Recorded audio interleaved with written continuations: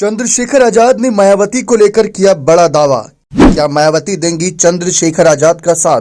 विपक्षी गठबंधन पर क्यों भड़के चंद्रशेखर आजाद? इस सीट से चुनाव लड़ने का किया चंद्रशेखर ने ऐलान। जी हां, लोकसभा चुनाव 2024 नजदीक है और ऐसे में विपक्षी गठबंधन बिखरता नजर आया। इसी को लेकर चंद्रशेखर आजाद की काफी नाराजगी बढ़ती चली गई। चंद्रशेखर आजाद सपा अध्यक्ष अखिलेश यादव पर जमकर भड़ास निकालते दिखे।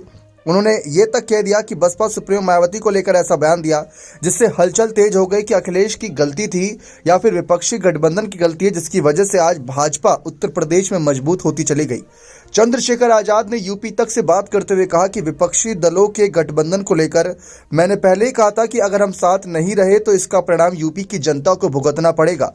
बीजेपी की तैयारी मजबूत हो गई है, इसीलिए हमने पहले से ही अपनी तैयारी शुरू कर दी थी, लेकिन गठबंधन में कुछ भी फाइनल नहीं हो पाया।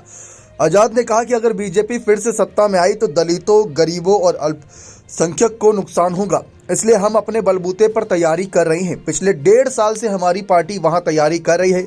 हमारे साथ दलित, किसान और मुस्लिम समाज के लोग भी साथ हैं, और अगर गठबंधन के साथियों ने यह ठान लिया कि मुझे रोकना है तो आगे जनता तय करेगी। जी हां, बसपा सुप्रीमो मायावती को लेकर चंद्रशेखर आजाद ने एक ऐसा दावा किया जिसको सुनकर हर कोई हैरान है। उनका यह कहना है कि मायावती उनका खुला समर्थन कर रही हैं।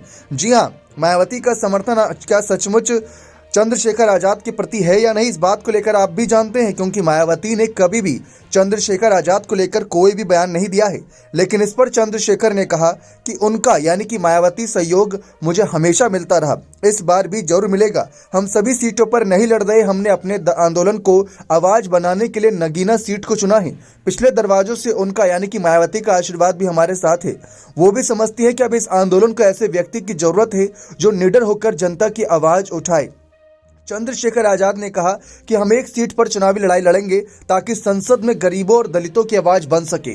लोगों के निडर और ना डरने वाले नेता चाहिए। हम बीजेपी को कोई अवसर नहीं देना चाहते, उसे किसी तरह का फायदा मिले। जी हां, बीजेपी की तैयारी को लेकर चंद्रशेखर ने कहा कि उनकी तैयारी काफी मजबूत है, लेकिन विपक्ष अपनी तैयारियों में नाकाम होता नजर आया, जिसका फायदा भाजपा को जरूर मिलेगा।